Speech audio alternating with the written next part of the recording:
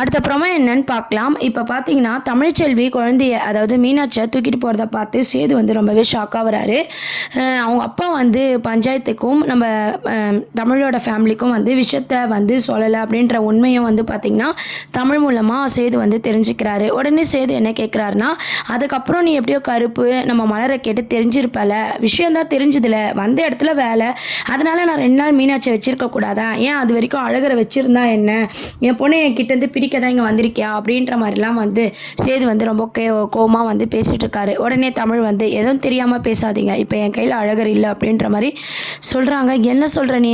எனக்கு புரியல" அப்படின்னு சொல்லும்போது, "எதுவாக இருந்தாலும் உங்கள் வீட்டு ஆளுங்களை கேளுங்க. நான் இப்போ கிளம்புறேன். எனக்கு டைம் ஆகிடுச்சு" அப்படின்னு சொல்லிட்டு மீனாட்சியை தூக்கிட்டு தமிழ் வந்து கிளம்புறாங்க. அப்போ பார்த்தீங்கன்னா, "இல்லை, நீ இப்பயே சொல்லிட்டு போ. என்னாச்சு?" அப்படின்ற மாதிரி வந்து சேது வந்து கேட்குறாரு.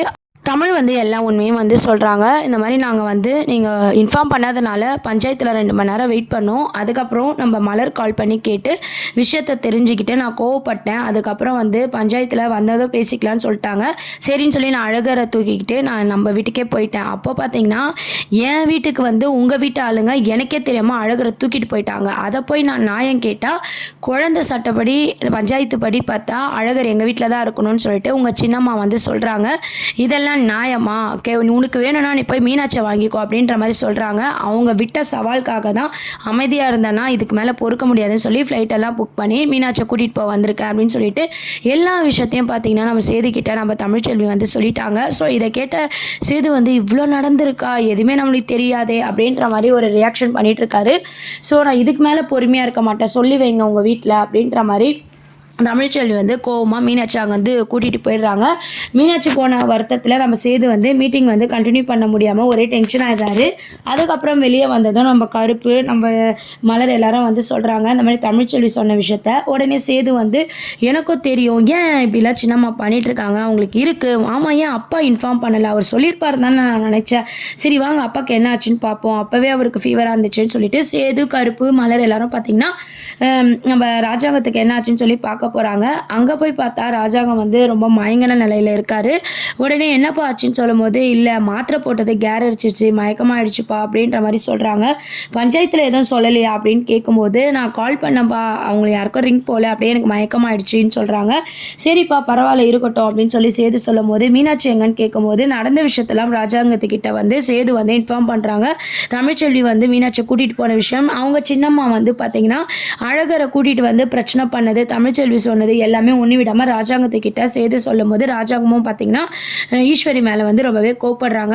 "முதல்ல அங்கே போய் அவங்களுக்கு இருக்கு பாரு" அப்படின்ற மாதிரிலாம் கோவப்பட்டுட்டு இருக்காங்க. இந்த மாதிரியான ஒரு சீன்ஸ் ஒரு பக்கம் இருந்தாலும், ஏன் அப்பாவுக்கு இந்த அளவுக்கு மயக்கமாக இருக்குது, ஐஸ்வர்யா இங்கே தானே இருக்கா, அவள் கூட பார்த்துக்கலான்னு சொல்லி சேது வந்து ரூமுக்கு போகிறாரு. ரூமுக்கு போனதும் பார்த்திங்கன்னா ஐஸ்வர்யா வந்து டான்ஸ் பண்ணிகிட்டு இருக்காங்க, பாட்டு பாடிட்டு இருக்காங்க. இதெல்லாம் கேட்டு சேது வந்து ஏற்கனவே மீனாட்சி இல்லாத டென்ஷனில் நம்ம ஐஸ்வர்யாவை பிடிச்சி கத்துறாரு. "எப்போ பாரு உனக்கு பாட்டு டான்ஸ் தானா? இங்கே தான் யாருமே இல்லை, அப்பாவுக்கு உடம்பு சரியில்லைன்னு தெரியும்ல, நீ போய் அப்பாவை பார்த்துக்க வேண்டியதானே" அப்படின்னு சொல்லிட்டு ஐஸ்வர்யா மேலே நம்ம சேது வந்து ரொம்பவே கோவப்படுறாங்க. "மாமாவுக்கு உடம்பு சரியில்லைன்னு எனக்கு தெரியும், ஆனால் இவ்வளோ சீரியஸாக இருக்காரு அப்படின்றது எனக்கு எதுவும் தெரியாது, என்னை மன்னிச்சிடுங்க" அப்படின்னு சொல்லி ஐஸ்வர்யா சொல்கிறாங்க. "எப்போ பாரு பொறுப்பே இல்லாமல் எல்லாத்துக்கும் சாரி கேட்காத" அப்படின்னு சொல்லிட்டு ஐஸ்வர்யா மேலே சேது வந்து கடுப்பாகிறாங்க. ஈஸ்வரி வந்து ஒரு பக்கம் ரொம்ப சந்தோஷமாக நம்ம ஐஸ்வர்யாவுக்கு வந்து கால் பண்ணி பேசுகிறாங்க. "குழந்தைய வந்து நாங்கள் வாங்கிட்டு வந்துட்டோம், இதுக்கப்புறம் தமிழால் ஒன்றும் பண்ண முடியாதுன்னு சொல்லிட்டு." இங்கே மீனாட்சி இல்லாத வருத்தத்தை வந்து நம்ம சேது வந்து ஐஸ்வர்யா மேலே கோவத்தை காமிச்சிட்ருக்காங்க. இந்த விஷயத்தையும் பார்த்திங்கன்னா ஐஸ்வர்யா சொல்லிட்டுருக்காங்க.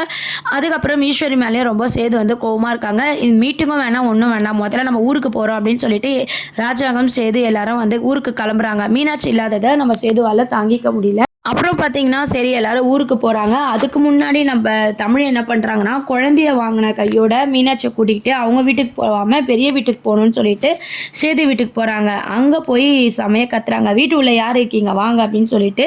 அப்போது ஈஸ்வரி வந்து நெக்கில் வராங்க. ஈஸ்வரியும் அவங்க பொண்ணு சித்ரா எல்லாரும் வந்து திமிராக வந்துட்டுருக்காங்க.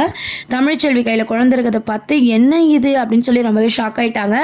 "என்ன எல்லாரும் ஷாக் ஆகிட்டிங்களா? இது மீனாட்சியை நான் போய் கூட்டிகிட்டு வந்துட்டேன், இப்போது நான் யாருன்னு தெரிஞ்சிருக்குமே" அப்படின்னு சொல்லி தமிழ் வந்து சவால் விட்டு பேசுகிறாங்க. உடனே ஈஸ்வரிக்கு ஒன்றுமே புரியல. அவ்வளோ சீக்கிரம் எப்படி தமிழ் போய் கூட்டிகிட்டு வந்தா?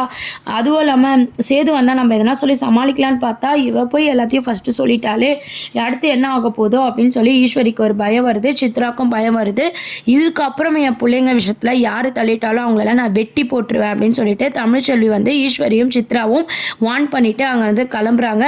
இதெல்லாம் பார்த்து தாமரையோடைய அம்மாலாம் இருக்காங்க இல்லையா, அவங்கெல்லாம் வந்து நம்ம ஈஸ்வரியும் நம்ம சித்ராவும் பார்த்து வெறுப்பேற்றிட்டு இருக்காங்க. இப்போது சேதுக்கு எல்லாம் உண்மையே தெரிஞ்சிருக்கும், எங்கள் அண்ணனுக்கும் எல்லா உண்மையே தெரிஞ்சிருக்கும், அவங்க வந்து உங்களை உண்டு இல்லைன்னு பண்ண போகிறாங்க அப்படின்ற மாதிரி சொல்லிட்டு இருக்காங்க. யார் கண்டா அந்த கொட்டால கூட தங்க விடுவாங்க, இல்லை வீட்டை விட்டு கூட அனுப்பலாம் அப்படின்ற மாதிரிலாம் ஈஸ்வரியை வெறுப்பேற்றிட்டு இருக்காங்க. ஈஸ்வரிக்கும் பார்த்தீங்கன்னா லைட்டாக பயம் வருது.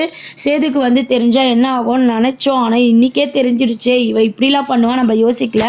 ஐஸ்வர்யா கூட சேது இருக்கணும்னு நினச்சா நம்மளே இந்த வீட்டில் இருக்க முடியாது போலையே அப்படின்னு சொல்லிட்டு நம்ம ஈஸ்வரிக்கு லைட்டாக பயம் வருது. சித்ராவும் ஈஸ்வரியும் பயந்துருக்காங்க. அந்த பயத்தில் இருக்கும்போது பார்த்தீங்கன்னா தமிழ்ச்செல்வி குழந்தைய வீட்டுக்கு கூப்பிட்டு போகிறாங்க. அங்கே பாட்டிமா அம்மா எல்லாரும் பார்த்தீங்கன்னா எப்படியோ குழந்தைய கூட்டிகிட்டு வந்துட்டேன், ஆனால் இதுக்காக இவ்வளோ செலவு பண்ணி போகணுமா அப்படின்ற மாதிரி கேட்குறாங்க.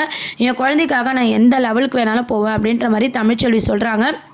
அந்த சேது ராஜாங்கம் எல்லாரும் வரும்போது பார்த்தீங்கன்னா நம்ம சின்னம்மான்னு சொல்லி சேது கூப்பிட்டுட்டே வராங்க.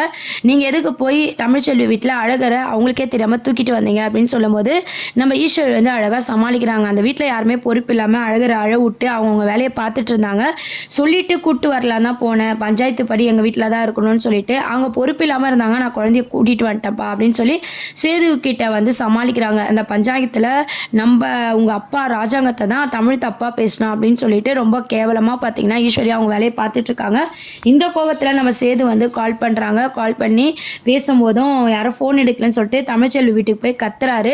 குழந்தைய பொறுப்பாக பார்த்துக்க முடியல, நீ என் வீட்டு ஆளுங்களை குறை சொல்கிறியான்னு சொல்லிட்டு. அப்போ தான் வந்து தமிழ்ச்செல்விக்கு வந்து கோவம் வருது. உங்களுக்குலாம் அவ்வளோதான் மரியாதைன்னு சொல்லிட்டு ரொம்பவே கோவப்படுறாங்க. அப்போ அந்த லெட்ரு ஈஸ்வரி வந்து அந்த லெட்ரு எழுதி கொடுத்தாங்க இல்லையா, எழுதி வச்சுட்டு தானே குழந்தைய கூட்டிகிட்டு போனாங்க. அந்த லெட்டரை நம்ம சேதுக்கிட்ட காமிச்சு இது யார் பண்ண வேலை அப்படின்னு சொல்லி கேட்குறாங்க. அந்த லெட்டரை பார்த்தோம், இது சின்னம்மா கையெழுத்து தான் அப்படின்னு சொல்லிட்டு ரொம்ப கோவமாக சேது வந்து இவங்க எல்லாமே மாற்றி நம்மக்கிட்ட சொல்லியிருக்காங்கன்றதை புரிஞ்சுக்கிறாங்க. பாட்டிமாவும் நம்ம சேது வந்து காரி துப்புறாங்க.